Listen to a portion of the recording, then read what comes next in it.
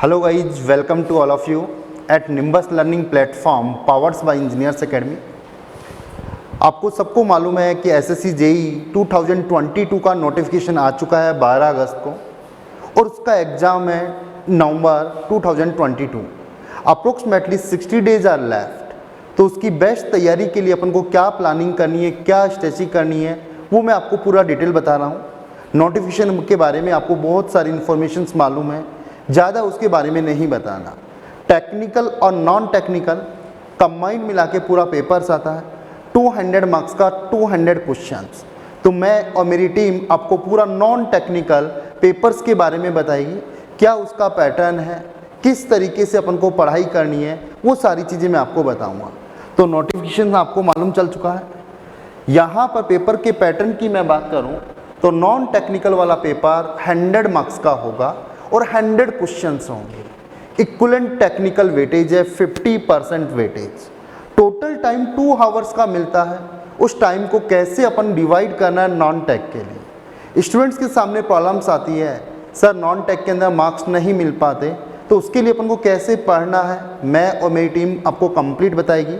तो जो पेपर्स के अंदर क्वेश्चन होंगे 100 questions, 50 questions general intelligence and reasoning के होंगे। 25% weightage only single subject. It's a very high weightage. तो इस चैप्टर को, इस कंटेंट को आपको प्रायोरिटी पे देना है और 50 में से 50 क्वेश्चंस करने हैं। तो कैसे करने, रीजनिंग के बारे में मैं भी आपको बताऊंगा। और सेकंड आता है जीके एंड जीएस 50 क्वेश्चंस। तो मैं आपको रीजनिंग के बारे में बताऊंगा कौन कौन से टॉपिक्स होंगे और कैसे कवर करना है। तो यहाँ पर जो पेपर का पैटर्न है वो भी मैं आपको बता देता हूँ। ऑब्जेक्टिव टाइप होंगे, मल्टीपल चॉइस क्वेश्चंस होंगे, 4 ऑप्शंस होंगे, एक ऑप्शन आपको सेलेक्ट करना है। और एग्जाम्स के अंदर नेगेटिव मार्किंग भी होगी 1/4। तो किसी भी क्वेश्चंस को लेकर अपन को तुक्का नहीं लगाना, 100% एक्यूरेसी से करना है, क्योंकि एक्यूरेसी से करेंगे क्लियर जब भी मार्क्स का स्कोर अच्छा होगा। तो यहाँ पेपर का पैटर्न भी आपको मालूम चला। नॉन टेक के अंदर 100 क्वेश्चन, 50% वेटेज। तो यहाँ रीजनिंग की मैं बात करूँ तो रीजनिंग के यहाँ पर 50 क्वेश्चन है, 25% वेटेज ओनली सिंगल सब्जेक्ट। तो जो रीजनिंग का पेपर है, जो टोटल टाइम आपको डिसाइड करना है। अब 60 डेज आर लेफ्ट। आपको प्लानिंग कैसे करनी है अब इन 60 डेज के अंदर रीजनिंग की। आपको डेली 1 आवर्स प्रैक्टिस करनी है रीजनिंग की। अब आपको मॉक पेपर्स लगाने हैं। मॉक पेपर कम से कम 50 पेपर्स आपको मॉक लगाने हैं। डेली का एक पेपर आपको प्रैक्टिस में करना है। अब करना कैसे, केवल पेपर को सॉल्व नहीं करना, टाइम लिमिट्स रख के अपन को सॉल्व करना है। फर्स्ट डे आपने पेपर्स दिया, आपका जो मैक्सिमम टाइम आपको डिसाइड करना है वो 40 मिनट्स डिसाइड करना है। अब 40 मिनट्स के अंदर फर्स्ट 5 मॉक्स आपको देने हैं और ऑब्जर्व करना है कि किस टाइप के क्वेश्चन में कितना टाइम लग रहा है। वो आपको 5 टेस्ट देने के बाद आपको मालूम चल जाएंगे कि सर डायरेक्शन वाले क्वेश्चंस के अंदर 45 मिनट्स 50 सेकंड्स लग रही हैं, ब्लड रिलेशन वाले क्वेश्चन में इतना टाइम लग रहा है। तो आफ्टर डेट 5 टेस्ट देने के बाद आपको जो भी पेपर्स करना है 2 राउंड में करना है। 2 राउंड्स का मतलब, अब राउंड का मतलब फर्स्ट राउंड में वो क्वेश्चंस करने हैं जिनका टाइम ड्यूरेशन 5 to 15 सेकंड्स होता है।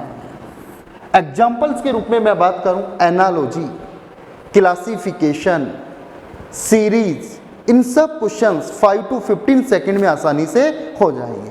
जब यहाँ पर फर्स्ट राउंड की बात करें और जब आफ्टर 5 पेपर्स के बाद नेक्स्ट पेपर करोगे, उसका टाइम आपको रखना है 35 मिनट्स। तो 35 मिनट्स को 2 राउंड में डिवाइड करना है। यहाँ पर फर्स्ट राउंड 20 मिनट्स का होगा और सेकंड राउंड 15 मिनट्स का होगा। यदि इस स्ट्रेटजी से आप सॉल्व करेंगे तो फर्स्ट 20 मिनट्स के अंदर आप इजीली 35 क्वेश्चन सॉल्व कर लेंगे। बचे 15 क्वेश्चन, 15 मिनट्स आपके पास बची, तो कितना भी लेंथी क्वेश्चंस क्यों नहीं हो, आप आसानी से सॉल्व कर लेंगे। तो इस तरीके से आप प्लानिंग करते जाएंगे, धीरे धीरे आप अपने आप को ऑब्जर्व करते जाएंगे। तो लास्ट के 30 मॉक्स देने के बाद रिमेनिंग 20 मोर को आपको जो टाइम डिसाइड करना है वो 30 मिनट्स डिसाइड करना है और डेफिनेटली आप 30 मिनट्स के अंदर 50 क्वेश्चंस कवर कर लेंगे। क्लियर हुआ? तो इस प्लानिंग से आपको चलना है। मैंने आपको पूरी डिटेल्स बता रखा है क्लास के अंदर, थ्योरीज के अंदर, किस चैप्टर का कितना वेटेज है और कौन से चैप्टर का कितना टाइम ड्यूरेशन है, ये भी मैंने आपको बताया। आगे इसी तरीके से जनरल अवेयरनेस के लिए हमारी टीम के साथी सतवीर सर आपको पूरा जनरल साइंस के बारे में बताएंगे, उसके एग्जाम में कितने क्वेश्चंस आते हैं और कैसे आपको अटेम्प्ट करने हैं। तो सतवीर सर आपको बताएंगे पूरा कंप्लीट। तो सतवीर सर, स्टूडेंट्स को आपको एसएससी जेईई के बारे में, साइंस के बारे में बताना है कि साइंस के अंदर कैसे मैक्सिमम से मैक्सिमम स्कोर किया जाए और किस सब्जेक्ट का कितना वेटेज है। Thank you sir, thank you Ashish sir, आपने ये मौका दिया है कि स्टूडेंट्स को गाइड किया जाए। तो डियर स्टूडेंट्स, जैसा कि आपको पता है कि मेरे पास में आपका जनरल साइंस का सेक्शन है और मैं यहाँ पे डिस्कस करूँगा कि कौन कौन से बेसिकली वेटेज क्या होगी, पहली बात तो साइंस की, और कौन कौन से टॉपिक इंपॉर्टेंट होने वाले हैं। ठीक है, तो बड़ा एक जनरल डिस्कशन हम करने वाले हैं। तो जैसा कि सर ने बताया, जनरल अवेयरनेस में आपका एक पार्ट होता है जनरल साइंस का, और इसके अंदर अगर मैं आपके पर्टिकुलरली एग्जाम के पॉइंट ऑफ व्यू से बात करूं तो इसकी जो वेटेज रहती है that is 20 to 22 marks, right. So ये जनरल साइंस वाला पार्ट है जिसके अंदर आपके सब पार्ट है इसके तीन, एक है आपका बायोलॉजी, एक है आपका chemistry and third one is physics. So basically आपके पास में तीन सेक्शन है जनरल साइंस के। अगर मैं मार्क्स की बात करूं तो आप रफली मान सकते हैं 20 to 22 मार्क्स के क्वेश्चंस आते हैं आपके। सो जनरली स्टूडेंट को जो कंफ्यूजन रहता है वो कंफ्यूजन है केमिस्ट्री और फिजिक्स के अंदर, क्योंकि सबसे ज़्यादा पूछे जाने वाला सब्जेक्ट है बायोलॉजी, और बायोलॉजी के अंदर मैक्सिमम नंबर क्वेश्चन पूछे जाएंगे, तो डेफिनेटली उसका हर एक टॉपिक हमारे लिए इंपॉर्टेंट है। अब बात आती है केमिस्ट्री और फिजिक्स की। केमिस्ट्री में भी तीन पार्ट होते हैं, फिजिकल, ऑर्गेनिक, इनऑर्गेनिक, क्या क्या छोड़े क्या क्या पढ़े। फिजिक्स में भी बहुत बड़ा चैप्टर है, फ्लूइड है आपका, है ना, ऑप्टिक्स है आपका, काइनेमेटिक्स है आपका, तो बहुत सारे चैप्टर्स हैं, बहुत सारा एक यू कैन से बहुत लेंदी सिलेबस है, क्या पढ़ा जाए और क्या नहीं पढ़ा जाए। ठीक है, तो आज की इन्फॉर्मेशन में तो बायो सबको क्लियर है आई होप। तो मैं केमिस्ट्री की सबसे पहले बात करता हूँ। तो अगर हम बात करें केमिस्ट्री की तो बायो से कम क्वेश्चन पूछे जाएंगे केमिस्ट्री में और सबसे कम क्वेश्चन पूछे जाते हैं फिजिक्स के अंदर। तो अकॉर्डिंगली हमारी प्रिपरेशन स्ट्रैटेजी भी उसी तरीके से होनी चाहिए। So coming to the chemistry part, आप कुछ मेन चैप्टर हैं आपके, जैसे कि मेटल, नॉन मेटल है आपका, एटॉमिक स्ट्रक्चर है आपका, पॉलीमर है आपका, एसिड बेस सॉल्ट है आपका, रेडॉक्स रिएक्शन है आपका। ऑर्गेनिक में ओनली IUPAC नोमेनक्लेचर पे आपको ध्यान देना है, बाकी कोई भी पार्ट आपको नहीं पढ़ना है, राइट। सो ये यू कैन से कि बड़े बड़े आपके चैप्टर्स हैं, इंपॉर्टेंट चैप्टर हैं जिसमें से फ्रिक्वेंटली क्वेश्चंस पूछे जाते हैं। इनऑर्गेनिक में पीरियोडिक टेबल में आपको बेसिक इन्फॉर्मेशन अगर आप पढ़ के जाएंगे तो that will be very you can say enough for you. बहुत ज़्यादा उसके अंदर डेप्थ में नहीं पढ़ना है, आपको एटॉमिक नंबर याद होने चाहिए, उनकी प्रॉपर्टीज़ याद होनी चाहिए, ठीक है, down the group along the period क्या होता है क्या नहीं, बेसिक इन्फॉर्मेशन पीरियोडिक टेबल में। और जो मैंने चैप्टर्स बताए हैं आपको, ये चैप्टर्स आपको होनी चाहिए। मैक्सिमम जो क्वेश्चंस हैं एटॉमिक स्ट्रक्चर में से पूछे जाते हैं, मेटल नॉन मेटल में से पूछे जाते हैं, एसिड बेस में से पूछे जाते हैं। हो सकता है कुछ बच्चों का सवाल ये हो कि सर इसमें से कोई ऐसा चैप्टर है जिसको हम छोड़ने की सोचे, मेरे पास कम टाइम में छोड़ सकता हूँ। डेफिनेटली आप पॉलीमर चैप्टर को छोड़ सकते हैं, उसमें से क्वेश्चंस फ्रीक्वेंटली नहीं पूछा जाता, कभी कभार पूछा जाता है। तो अगर आपके पास में अगर लिमिटेड टाइम है तो आप उस चैप्टर को छोड़ सकते हैं। तो ये होगी आपके फिजिक्स की बात। अब बात करते हैं केमिस्ट्री की बात होगी, अब बात करते हैं फिजिक्स की। फिजिक्स में बहुत ही मिनिमम नंबर ऑफ क्वेश्चंस पूछे जाते हैं। मान लो कि 3 क्वेश्चन हो गए, 4 क्वेश्चन हो गए, इस तरीके से फिजिक्स में क्वेश्चन पूछे जाते हैं। मोस्ट ऑफ द क्वेश्चंस आपके ऑप्टिक्स वाले पार्ट से आ जाते हैं, है ना। जो 10th तक हम लाइट पढ़ते हैं, 11th 12th में जाके उसका अपग्रेडेड पढ़ते हैं ऑप्टिक्स करके, तो मैक्सिमम क्वेश्चन ऑप्टिक्स से ही आ जाते हैं। तो ऑप्टिक्स तो आपको बहुत ही अच्छे ढंग से पढ़ के जाना ही जाना है। उसके अलावा हम इलेक्ट्रिसिटी है आपका काइनेमेटिक्स वाला पार्ट है, जैसे कि फोर्स वाला है, हम मोशंस पढ़ते हैं, फ्रिक्शन पढ़ते हैं, वर्क पावर एनर्जी पढ़ते हैं, है ना। तो उसमें ये आपको चैप्टर्स पढ़े हैं काइनेमेटिक्स वाले पार्ट के अंदर। और उसके अंदर फिर फ्लूइड वाला पार्ट होता है, जैसे सरफेस टेंशन हो गया, विस्कोसिटी हो गया, ये वाला चैप्टर पढ़ते हैं हम। लिफ्ट वाले केसेस पढ़ते हैं मोशन के अंदर। तो ये आपका ओवरऑल काइनेमेटिक्स का सिलेबस हो गया। तो अगर आपके पास में इनफ ऑफ टाइम है, ऑलरेडी आपकी बहुत प्रिपरेशन है और आपको और पढ़ना है, इतना टाइम है, तो डेफिनेटली आप सारे के सारे पार्ट में से गो थ्रू होंगे। बट अगर आप चाहते हो कि लिमिटेड टाइम में मुझे स्मार्ट स्टडी करनी है और मैं 20 घंटे लगा के एक नंबर नहीं लेना चाहता, मैं वो 20 घंटे किसी और सब्जेक्ट को देना चाहता हूँ, तो आप फिजिक्स के अंदर काइनेमेटिक्स वाला पार्ट को छोड़ सकते हैं, बट ऑप्टिक्स को आपको ज़रूर पढ़ना है, और केमिस्ट्री में जैसे कि मैंने आपको बताया वैसे आपको चलना है। So this is it from my side. तो आपका जो भी इंपॉर्टेंस वाइज है ना, स्मार्ट स्टडी कीजिए, जो आपको इंपॉर्टेंट बताया गया है उसको ज़्यादा पढ़िएगा, और जो लेस इंपॉर्टेंट है उसको आप छोड़ सकते हैं। So thank you so much guys, and best of luck for your exam. And now I would like to invite Arpit sir, तो बाकी का जो जनरल अवेयरनेस का पार्ट है वो आपसे डिस्कस करेंगे। Please sir. सभी स्टूडेंट्स को इंजीनियर्स एकेडमी और निम्बस लर्निंग की तरफ से नमस्कार बेटा। मैं अर्पित शर्मा अब आपको बताने जा रहा हूं, जैसा कि अभी सतवीर सर ने आपसे डिस्कशन किया जनरल अवेयरनेस पार्ट में, आपके जनरल साइंस वाले पार्ट का। जनरल साइंस वाला पार्ट आपके बायोलॉजी, केमिस्ट्री और फिजिक्स में डिवाइडेड है। वैसे ही जो अदर सब्जेक्ट्स बच जाते हैं बेटा, हिस्ट्री, पॉलिटी, इकोनॉमिक्स, ज्योग्राफी और करंट अफेयर्स, करंट इवेंट्स भी बोला जाता है इसको। तो ये वाला जो पार्ट है इसको कैसे कवर करना है आपको, तो देखिए सबसे पहले मैं जब हिस्ट्री की बात करूंगा तो हिस्ट्री आप सभी लोगों को पता होगा 3 पार्ट्स में डिवाइड करके पढ़ते हैं हम लोग। हिंदी में बोलते हैं प्राचीन काल, मध्यकाल और आधुनिक काल। इंग्लिश में बोलते हैं एंसेंट, मिडाइवल और मॉडर्न हिस्ट्री। तो देखिए इसका जो कल्चर है वो किस तरीके से चलता है बेटा। क्वेश्चंस जो हैं स्टार्ट जब हुआ था एग्जाम तब इंसेंट से ज़्यादा पूछे जाते थे, मिडाइवल और मॉडर्न से कम पूछे जाते थे। फिर धीरे धीरे टाइम आगे बढ़ा तो मिडाइवल से ज़्यादा पूछे जाने लगे, इंसेंट और मॉडर्न से कम पूछे जाने लगे। बाद में मॉडर्न से ज़्यादा पूछे जाने लगे और बाकी के दोनों पार्ट से कम पूछे जाने लगे। पर अभी पिछले 2-3 साल से क्या ट्रेंड बना हुआ है कि जो एसएससी है वो आपके जो क्वेश्चंस हैं वो मिडाइवल से दोबारा से ज़्यादा पूछने लग गया है। तो इसीलिए ऐसा नहीं है, देखिए मैं ये मना कर रहा हूं कि इंसेंट ज्यादा इंपॉर्टेंट नहीं है, मॉडर्न ज्यादा इंपॉर्टेंट नहीं है, इन दोनों से भी क्वेश्चन आएगा, एक ना एक क्वेश्चन तो 100% आएगा ही आएगा। लेकिन जो अभी के टाइम पर आपको स्मार्ट वर्क करना है, आपको अभी मिडाइवल हिस्ट्री जो है वो आपको ज्यादा वेटेज के साथ पढ़नी है। World history is not your part. कई बच्चे पूछते हैं कि सर नाजिज्म हो गया, first world war, second world war, French revolution, Russian revolution, Chinese industrial revolution, ये सब जो है वर्ल्ड हिस्ट्री के जो पार्ट हैं ये नहीं पूछे जाते क्या? बिल्कुल भी नहीं पूछे जाते। 1% मत पढ़ के जाइएगा किसी भी बुक से, एक भी क्वेश्चन आपको देखने को नहीं मिलेगा, सीधी सी बात है। पॉलिटी, तो पॉलिटी की मैं बात करूं सबसे ज्यादा क्वेश्चन कहां से बनते हैं, तो पॉलिटी में सबसे ज्यादा क्वेश्चन बनते हैं आपके पॉलिटिकल बैकग्राउंड से। जो आपके रेगुलेटिंग एक्ट हो गया, चार्टर एक्ट हो गया, गवर्नमेंट ऑफ इंडिया एक्ट हो गया, इंडियन फ्रीडम एक्ट हो गया, एक तो ये एक्ट हो गए, इनसे बनते हैं। इसके बाद में आपके जो सबसे ज्यादा क्वेश्चन बनते हैं वो बनते हैं आपके फंडामेंटल राइट्स से। फंडामेंटल राइट्स अपने आप में बहुत बड़ा वेटेज रखता है और बहुत सारे क्वेश्चन पूछे जाते हैं। इसमें क्वेश्चन डायरेक्ट आर्टिकल से भी आते हैं और इसमें कंसेप्ट बेस्ड क्वेश्चन भी पूछ लेता है, आपके सामने कंडीशन रख देता है और उस कंडीशन पर आपको आंसर देना होता है।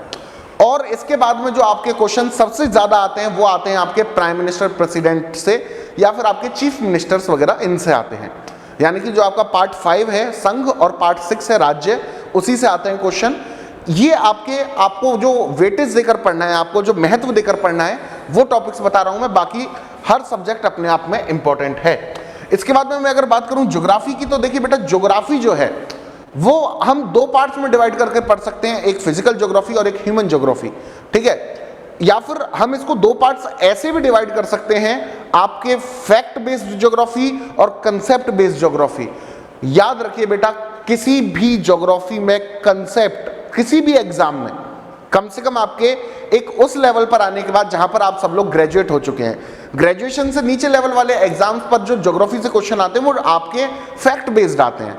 लाइक आपसे पूछ लिया कि पंपास जो घास होती है वो कहां पर उगती है, ठीक है।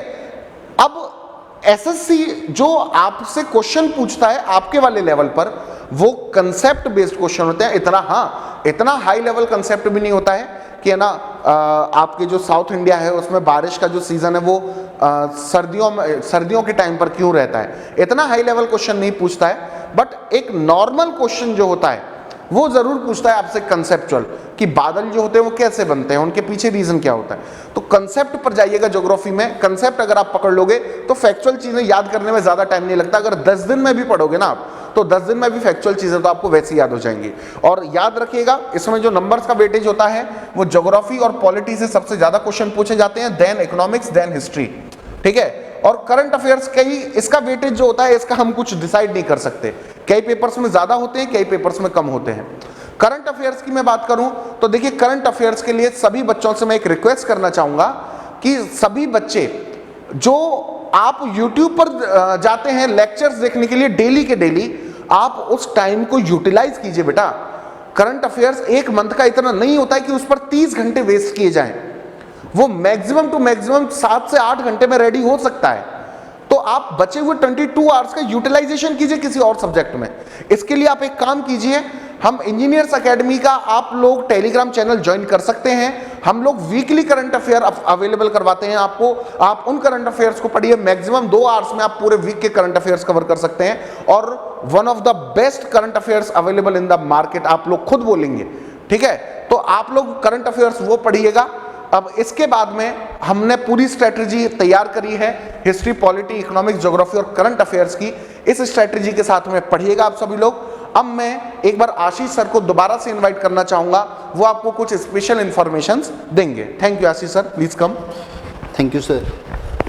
तो आप लोगों ने पूरी इन्फॉर्मेशन ले ली है नॉन टेक की, बट इंजीनियर्स एकेडमी भी आप लोगों के लिए बेहतरीन कंसेप्ट चीज़ लेके आ रहा है कि ओनली 60 डेज आर लेफ्ट। उसके लिए अपन क्या करें? जिन स्टूडेंट्स का टारगेट अपना 2022 एग्जाम है एसएससी जेई का, तो उसके लिए अपन को बेस्ट क्या करना है?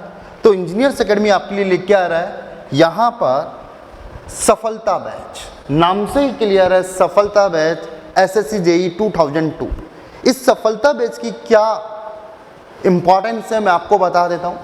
फर्स्ट, कंप्लीट डिटेल थ्योरी आपको यहाँ पे मिलेगी और साथ में लाइव प्रैक्टिस मिलेगी। लाइव प्रैक्टिस, क्योंकि टाइम अब प्रैक्टिस का है तो अपन को प्रैक्टिस करना है। 10,000 MCQ आपको मिलेंगे लाइव। जिस क्वेश्चन में भी आपको डाउट्स है तो लाइव आप डिस्कस कर सकते हैं और बेस्ट रिजल्ट पा सकते हैं। क्लियर हुआ? नेक्स्ट यहाँ पर डाउट सेशन लाइव रहेगा और ऑल इंडिया टेस्ट सीरीज आपको इस बैच के अंदर मिलेगी। तो पूरा का पूरा कलेक्शन 60 डेज के अंदर कैसे बेस्ट बनाएं अपने सिलेक्शन को कन्वर्ट करने के लिए। और एक और अपना यहाँ पे बैच है सफलता बैच के अलावा फास्ट ट्रैक बैच। जिन स्टूडेंट का टारगेट है, ऐसा नहीं है, जिन स्टूडेंट का फाउंडेशन स्ट्रांग है वो स्टूडेंट्स भी एसएससी जेई 2022 का एग्जाम क्रैक कर सकते हैं। उनको ज्वाइन करना है फास्ट ट्रैक बैच। उसमें वही कंप्लीट फैसिलिटीज़ है। यहाँ पर complete detail theory, 10,000 MCQ practice कराई जाएंगी लाइव और ऑल इंडिया टेस्ट सीरीज आपको यहाँ पर मिलेगी। तो कोई भी आपको मोर इन्फॉर्मेशन चाहिए बैच रिगार्डिंग तो आप कॉल कर सकते हैं 7374000888 के ऊपर। तो best of luck for SSC JE exams. कोई भी डाउट्स है तो कमेंट्स बॉक्स के अंदर कमेंट्स करें। Thank you. तो एक चीज़ और है बाकी, अभी जस्ट मैं आपको बताने वाला हूँ, तो अर्पित सर आपको बताएंगे उस बैच के बारे में। चलिए, तो सिलेक्शन सीरीज वालों हैं, आप लोगों के अब तक टेक्निकल एग्जाम्स की आप प्रिपरेशन कर रहे थे, अब आपका नॉन टेक सेगमेंट भी स्टार्ट कर रहे हैं हम लोग। मैं अर्पित आपके सामने 22 अगस्त सुबह 7:30 बजे से इकोनॉमिक्स के स्पेशल जो सिलेक्शन सीरीज है उसके लिए आपके सामने प्रेजेंट होऊंगा। और याद रखिएगा टाइम 22 तारीख सुबह 7:30 बजे से आप लोगों के सामने प्रेजेंट होंगे। आप लोगों को भी प्रेजेंट होना है, स्पेशल क्वेश्चन लेकर आएंगे, वो क्वेश्चन जो कभी ना कभी पूछे गए हैं और कभी ना कभी पूछे जरूर जाएंगे, ठीक है। और पॉसिबल यह है कि आपके इसी वाले एग्जाम में पूछ लिए जाएं। इसीलिए सभी स्टूडेंट से रिक्वेस्ट है, सिलेक्शन सीरीज वाले इस क्लास में जरूर आइएगा, अटेंडेंस जरूर लगाइएगा अपनी, ठीक है। और लास्ट में जय हिंद बोलकर जरूर जाइएगा, अपनी क्लास का कल्चर। बस इन्हीं शब्दों के साथ आज आपसे अभी के समय पर विदा लेना चाहेंगे और नमस्ते सभी को। Thank you so much. If you really like the video, please hit the like button, share the video, subscribe to our YouTube channel and press the bell icon for the latest updates. Thank you.